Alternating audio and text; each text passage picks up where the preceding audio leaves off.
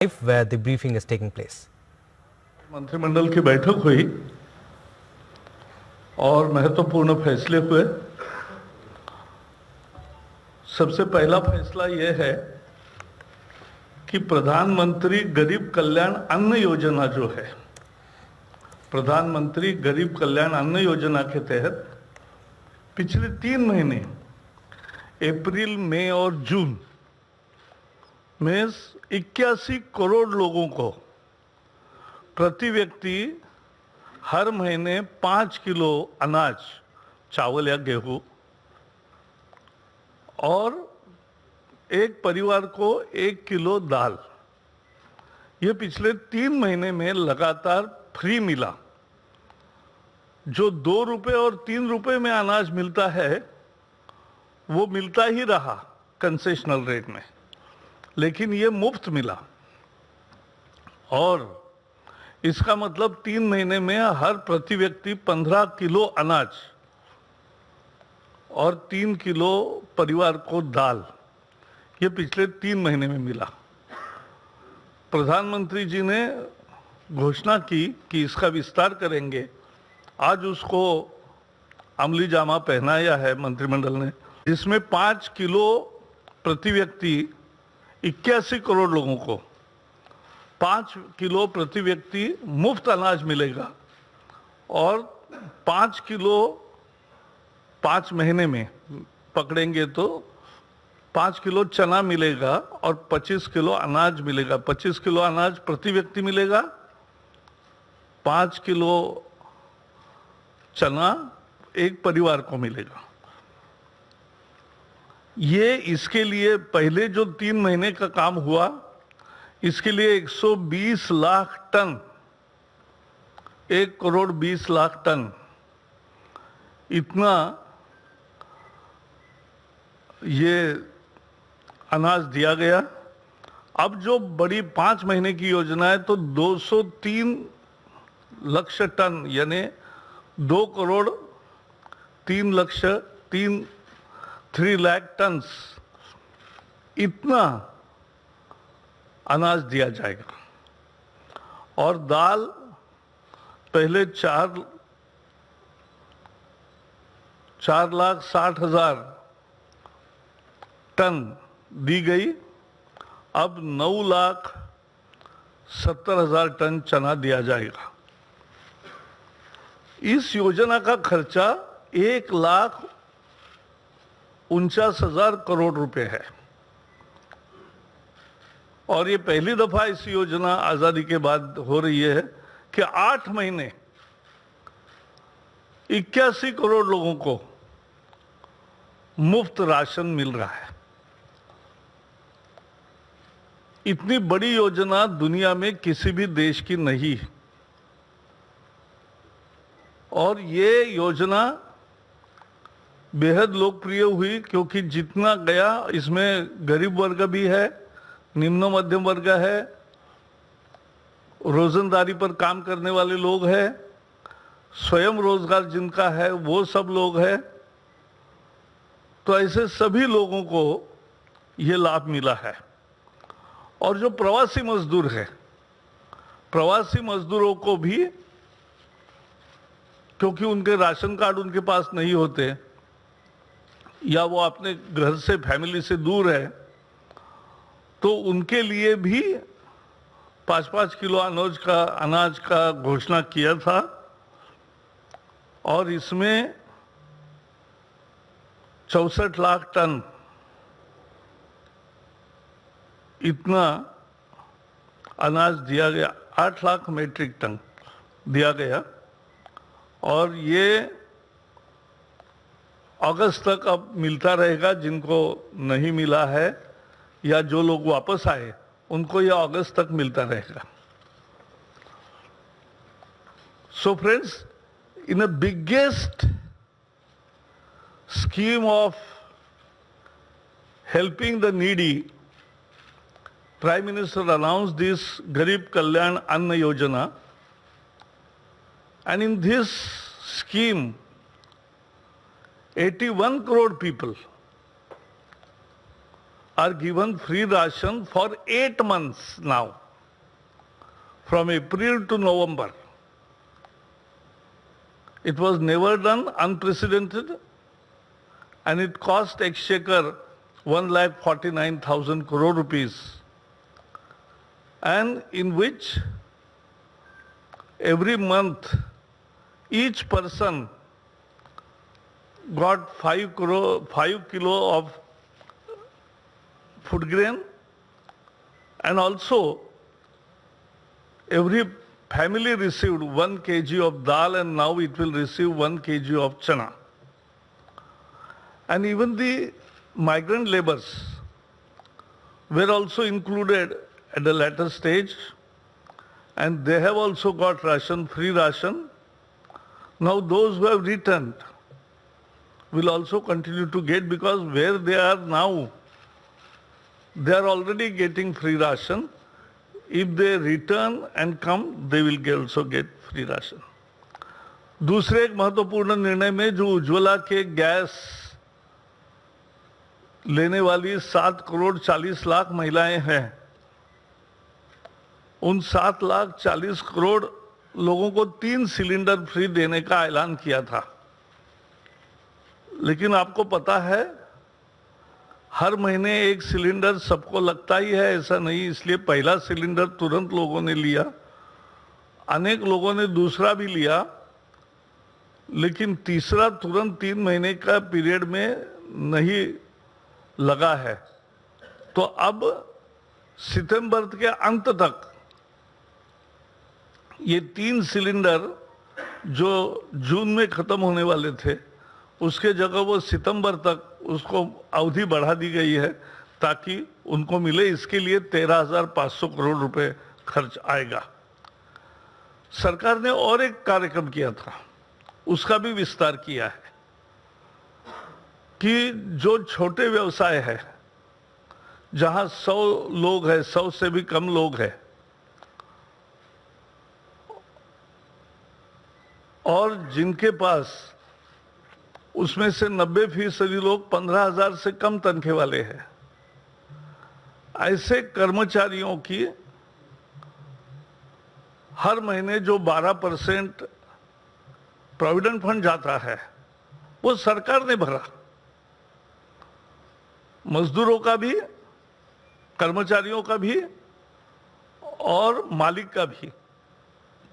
तो ऐसे 3,67,000 उद्योगों को, एस्टेब्लिशमेंट्स को इसका फायदा हुआ, और 72 लाख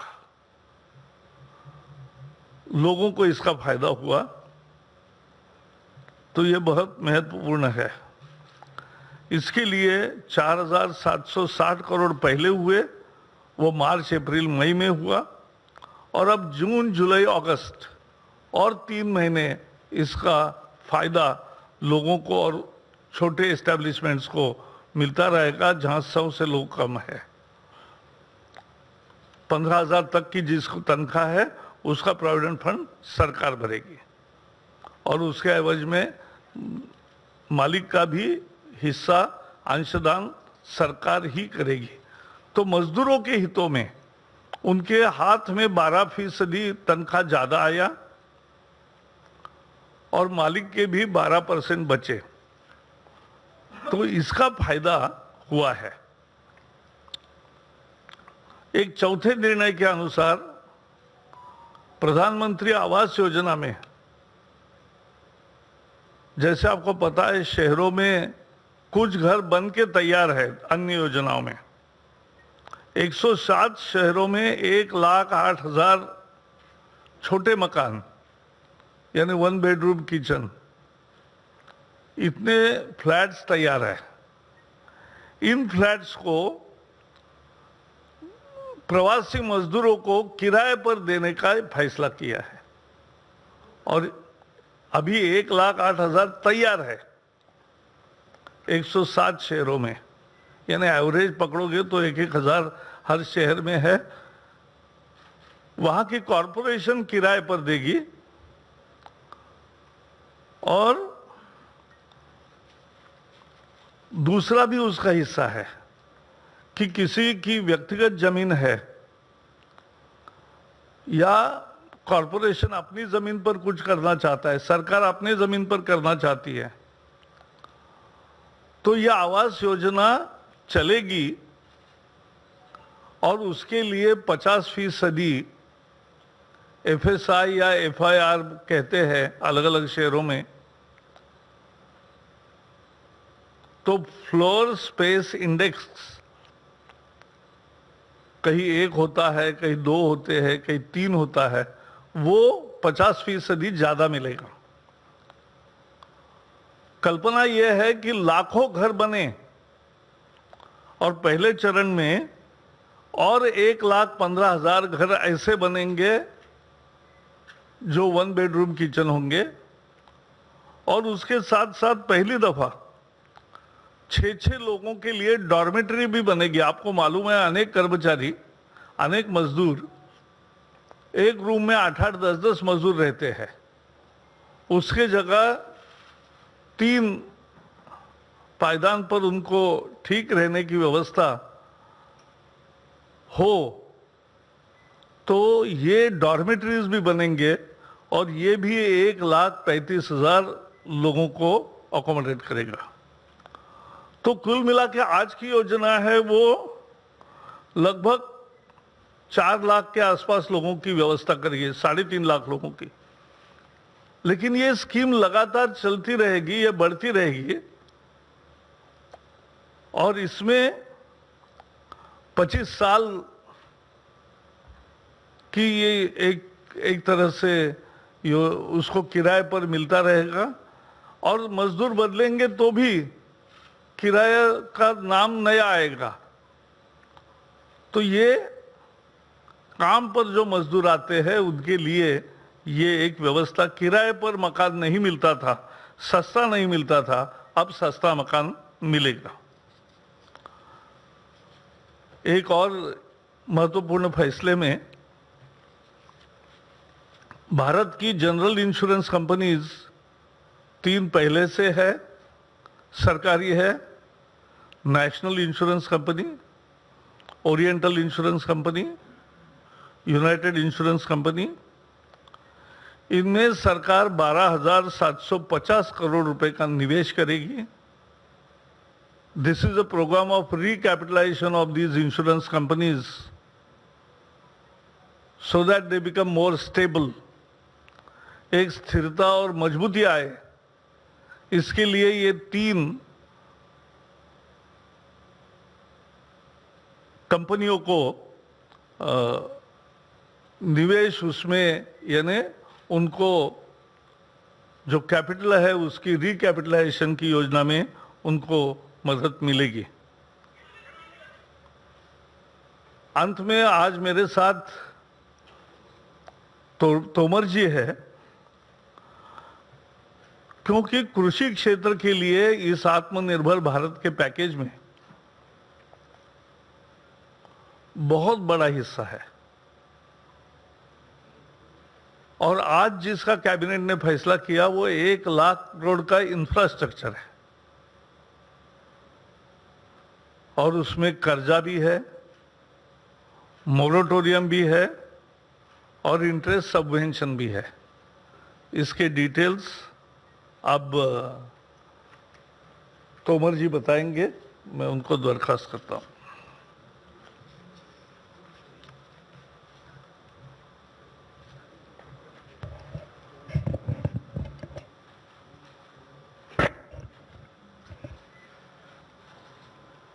बहुत धन्यवाद प्रकाश जी।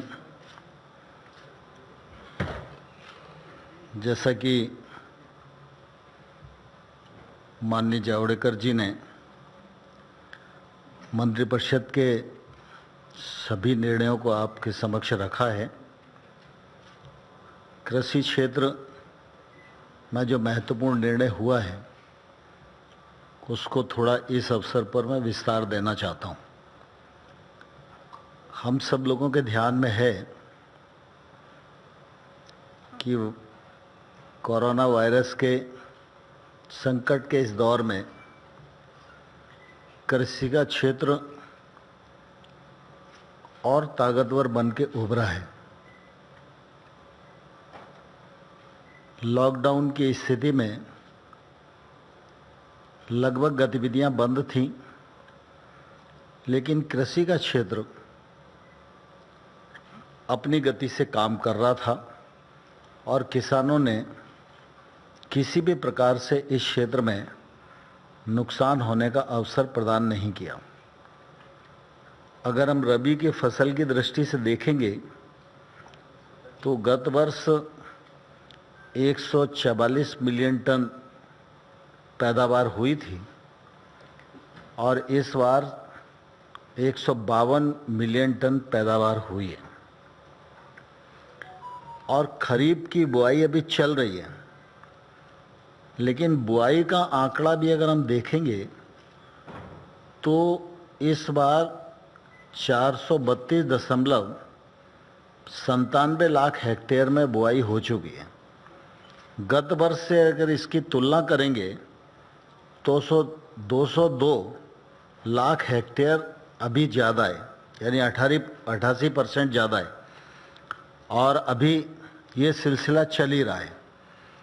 कुल मिला के रबी में पहले से अधिक पैदावार करना, उसका उपार्जन करना, बाकी सारी व्यवस्थाएं बनाना और ग्रीष्म ऋतु की फसल हो या खरीफ की फसल हो, उसमें भी उत्तरोत्तरी वृद्धि होना, ये कृषि क्षेत्र की ताकत का परिचायक है।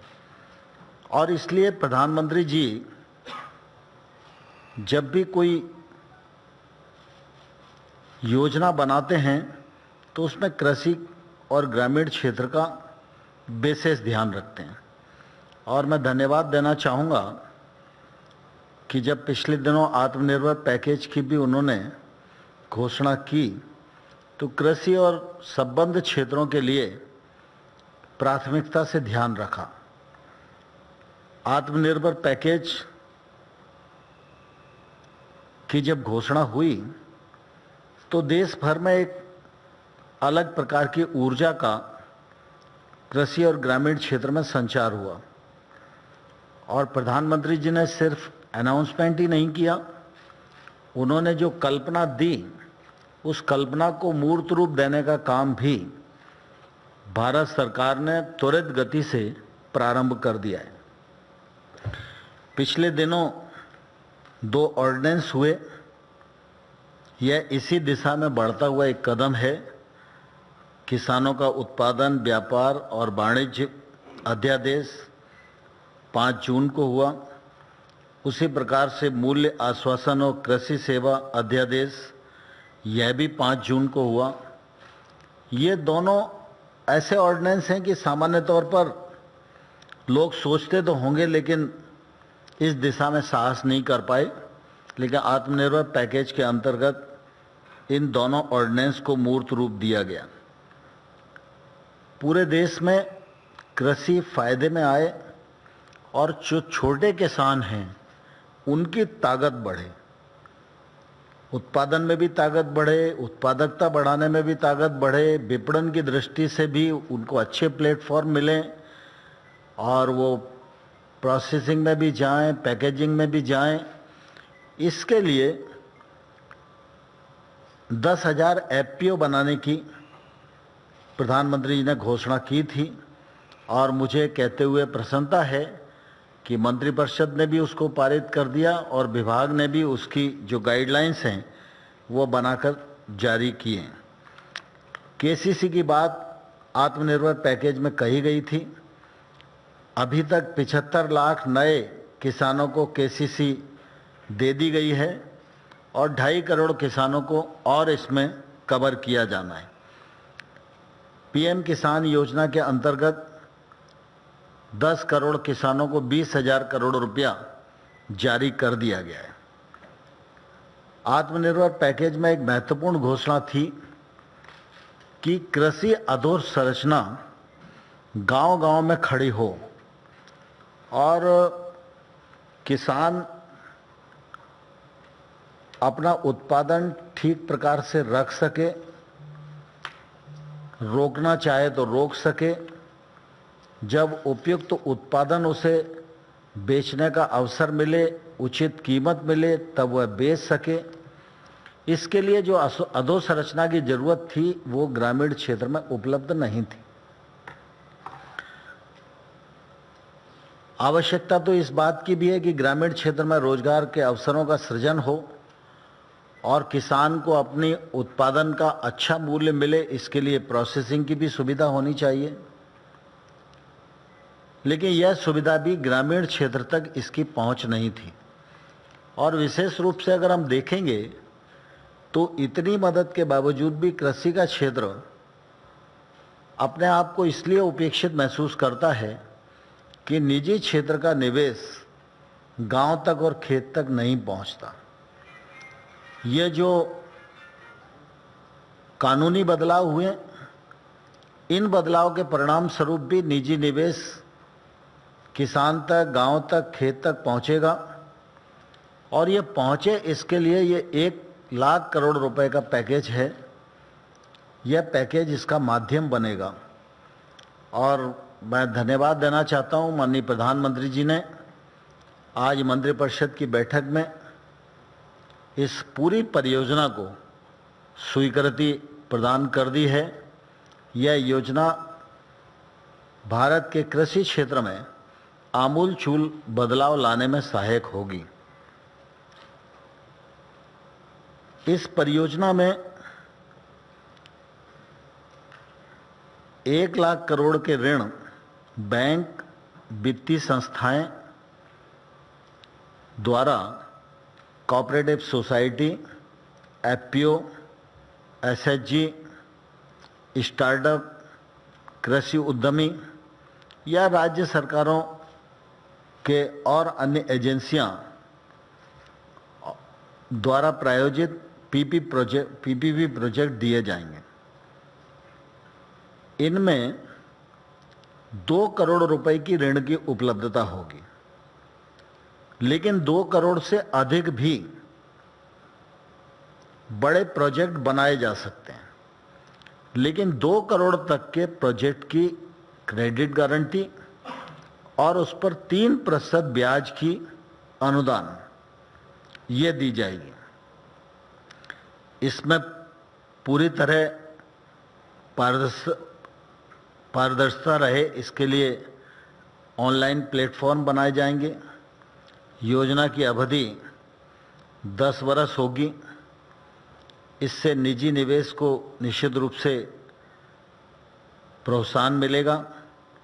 और इसमें जो योजनाएं सम्मिलित की गई हैं उसमें कोल्ड स्टोर है, कोल्ड चेन है, भंडारण है, साइलोज हैं, ग्रेडिंग और पैकेजिंग इकाइयां हैं, ई मार्केटिंग पॉइंट हैं, पकने वाले चैम्बर्स, वैक्सिंग प्लांट, ऐसे तमाम सारी योजनाओं को सम्मिलित किया गया है।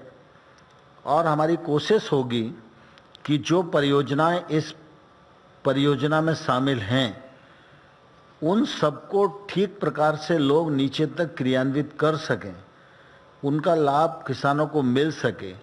इसके लिए उनको तकनीकी जो समर्थन की आवश्यकता है वो तकनीकी समर्थन भी केंद्र सरकार देगी।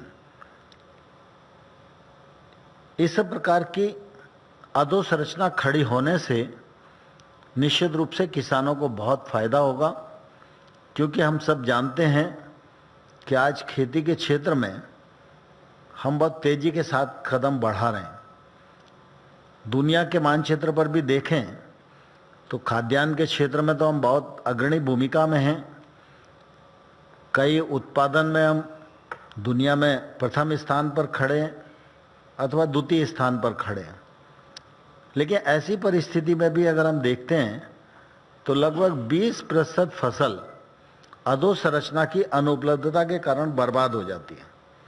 यह 1,00,000 करोड़ का पैकेज इस बर्बादी से किसान को बचाएगा, किसान को अपने उत्पादन का उचित मूल्य मिल पाए यह सुनिश्चित करेगा।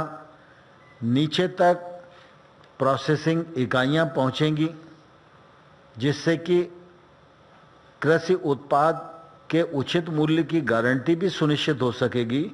और दूसरी तरफ गांव में रोजगार के भी बड़ी मात्रा में अवसर सृजित करने में यह सहायक होगी। मैं समझता हूं कि यह पूरा जो प्रोजेक्ट है यह कृषि की अर्थव्यवस्था को सक्षम बनाने के लिए एक ऐतिहासिक परियोजना है। इसके लिए मैं माननीय प्रधानमंत्री जी को हृदय से बहुत बहुत धन्यवाद देना चाहता हूं और किसानों को बधाई देना चाहता हूं। धन्यवाद सर। फ्रेंड्स, अगर आपका क्वेश्चंस हैं तो you can just raise your number. Okay, 40। Javadekar ji, मैं मुकेश कौशिक, दैनिक भास्कर से। क्या कैबिनेट को बॉर्डर एरियाज के में जो चल रहा है चाइनीज पुल बैक के बारे में कोई जानकारी दी गई या कोई सीसीएस की बैठक हुई जिसमें इस विषय पर कोई चर्चा हुई? बताएंगे। जो कैबिनेट में जो फैसले हुए वो मैंने आपके सामने रखे हैं, तो बाकी विषयों की चर्चा आज नहीं हुई। नंबर 16।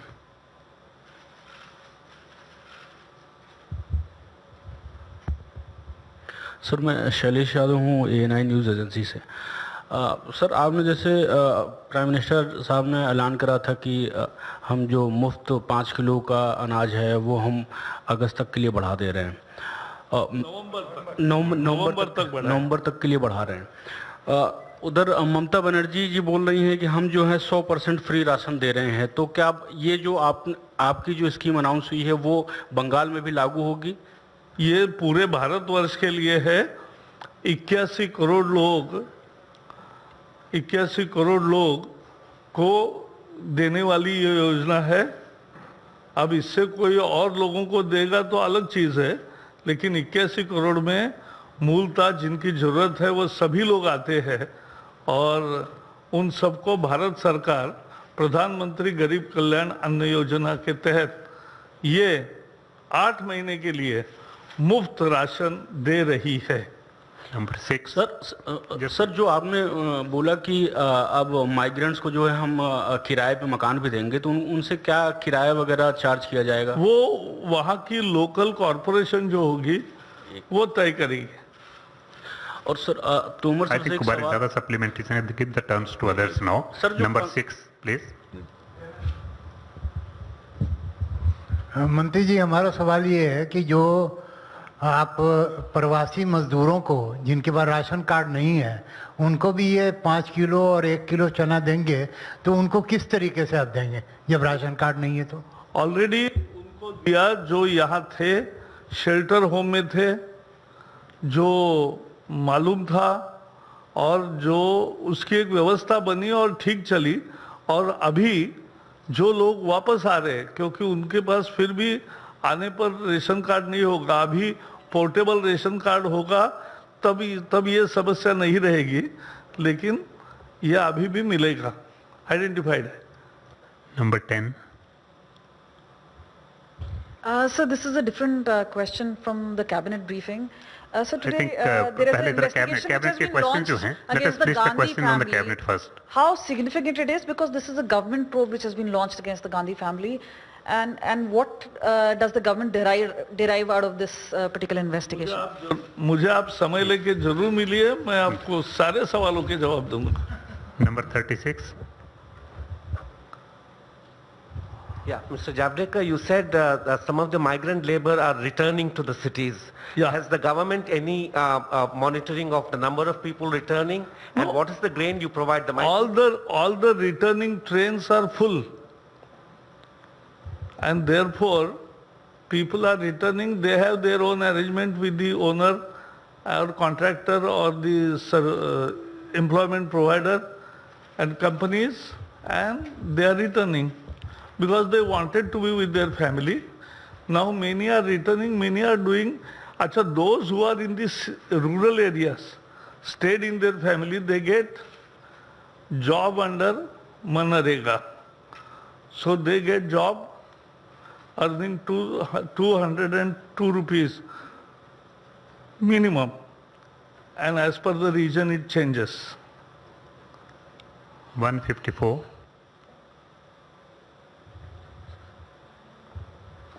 सर, बार बार स्मॉल और मीडियम इंडस्ट्री के लिए आपकी तरफ से, सरकार की तरफ से बहुत कुछ ऐलान हुआ, लेकिन राहुल गांधी का कहना है कि इस इंडस्ट्री में बहुत बड़ा नुकसान हुआ और जिसकी वजह से तमाम लोग बेरोजगार हुए। और उनका कहना यह भी है कि उन्होंने 1-1.5 महीने पहले ही ये घोषणा कर दी थी, इस बात की भविष्यवाणी की थी कि ऐसा होगा, लेकिन सरकार ने उस पर ध्यान नहीं दिया। ऐसा है, जो बाकी प्रश्न है उसका तो मैं जवाब बाद में दूंगा, लेकिन सबसे ज्यादा बड़ा 3,70,000 करोड़ का पैकेज स्मॉल, मीडियम और सूक्ष्म लघु उद्योगों को मिला है। और केवल मिला नहीं है तो उसका अमल भी शुरू हो गया, और जो उसमें परिभाषा थी वो भी बदल दी गई है। तो लगभग आज देश के 85 to 90% उद्योग अब मंझिले, छोटे या सूक्ष्म लघु उद्योगों के कैटेगरीज में आते हैं। इतना बड़ा बदलाव करके संरक्षण दिया है। 52। सर मेरा सवाल तोमर सर से है और संजय अग्रवाल जी से है कि केसीसी बहुत पुरानी योजना है और आप लोगों ने एक नया टारगेट सेट किया कि 75 लाख लोगों को मिल गया, 2.5 करोड़ लोगों को मिलेगा। आखिर इस बार जो आप कह रहे हैं मिलेगा, क्या कोई स्पेशल डायरेक्शंस दिया गया है, कोई मॉनिटरिंग है या कोई सेंट्रलाइज गवर्नेंस सेल है? क्योंकि हालात वही है, आप यहाँ अनाउंस करते हैं, ग्राउंड रियलिटी बैंक कैसे कोऑपरेट करते किसानों को आपको पता है। अगर आप कहिएगा तो स्पेसिफिक दर्जनों में आपको केस बता दूंगा कि 6-6 महीने से ज्यादा डिले है बैंक के पार्ट में। तो और दूसरी जो रूरल इंफ्रास्ट्रक्चर की बात है, बहुत सारी योजनाएं आपकी स्टेट से कनेक्ट होती हैं, स्टेट्स के तरफ से कोई मदद नहीं होती, किसान परेशान होता है, मजबूरी में वही पैसा बाहर से उठाना पड़ता है। तो खासकर केसीसी को लेके कोई मॉनिटरिंग आपके पास है, कोई सेंट्रलाइज सिस्टम है, या आपने गाइडलाइन में और स्पेसिफिक किया है कि अगर नहीं करते हैं तो बैंक पे पेनल्टी करेंगे, पनिशमेंट करेंगे, या कोई ऐसा आपके संज्ञान में ला सकता है जिसपे कुछ कार्रवाई की जा सके? ठीक।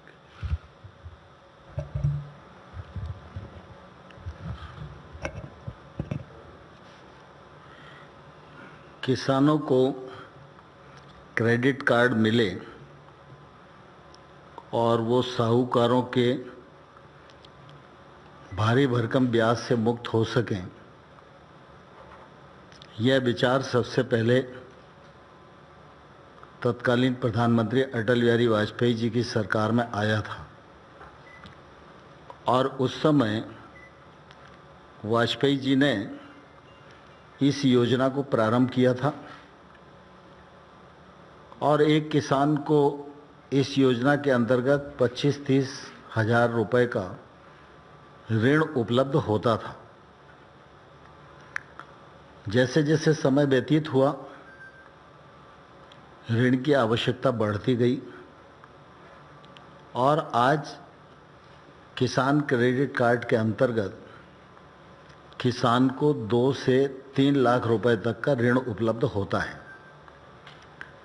अभी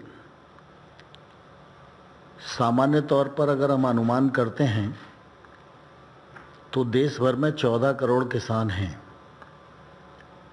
लेकिन जब पीएम किसान योजना के अंतर्गत हम लोगों ने किसानों को ढूंढने की कोशिश की तो अभी 10 करोड़ किसान लगभग हमारे यहाँ पंजीयन हुए हैं। कुछ अभी और होंगे जो आएंगे। और अगर केसीसी में हम देखें तो अभी 6 करोड़ 45 लाख किसान ही कवर हैं। इन 6 करोड़ 45 लाख किसानों के पास 4 लाख करोड़ ऋण की उपलब्धता है। यह ऋण 31 मार्च को जमा होता है तो ब्याज की सब्सिडी किसानों को प्राप्त होती है। इस बार 31 मार्च था, लॉकडाउन के बीच में किसानों की फसल भी उस समय नहीं आई थी, तो किसान 31 मार्च को जमा नहीं कर सकते थे और इसलिए इस तिथि को बढ़ाकर प्रधानमंत्री जी ने 31 अगस्त किया। फरवरी 19 में फिर ये ध्यान में आया कि किसानों जिनके पास केसीसी की उपलब्धता नहीं है, अगर उन्हें भी केसीसी मिल जाएगी तो ये ऋण उनकी खेती को आगे बढ़ाने में मददगार होगा। और इसलिए फरवरी 19 में एक अभियान लिया गया, जिस अभियान को लॉन्च चित्रकूट में प्रधानमंत्री जी ने किया था और उस दिन से यह अभियान प्रारंभ हुआ। मैं अभी बीच में लॉकडाउन के अवसर पर भी एक दो बार आप सब लोगों को मिला पत्रकार वार्ता के माध्यम से ही, लेकिन फरवरी जैसे ही बीती और वो अभियान कुछ आगे बढ़ता तो उस समय तक 75 लाख एप्लीकेशन आ गई थी, लेकिन मात्र 22 लाख लोगों को ही ऋण उपलब्ध हो पाया था।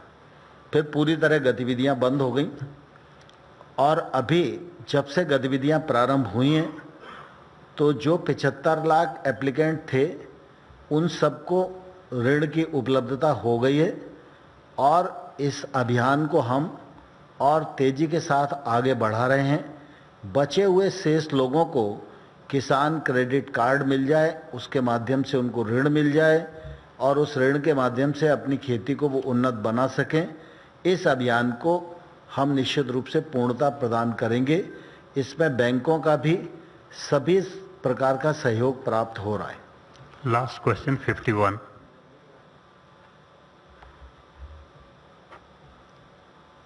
सर मैं नीरज पांडे हूँ एबीपी न्यूज़ से। मेरा सवाल ये है कि जो आपने कहा कि लाखों मजदूरों को घर दिए जाएंगे, डॉर्मेट्री दी जाएगी, तो उसका प्रोसेस क्या होगा और क्या उसका रेट निर्धारित हुआ है केंद्र सरकार की तरफ से या कॉरपोरेशन ही उसका किराया भी निर्धारित करेगी?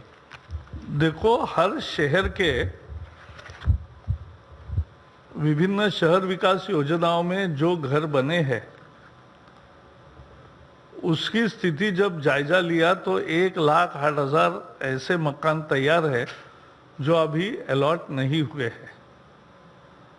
तो जो प्रवासी मजदूर आते हैं किराए पर आज मिलने की बड़ी दिक्कत आती है और किराया बहुत ज़्यादा होता है, तो कम किराए पर उसको अफोर्डेबल हाउसिंग कैसा मिले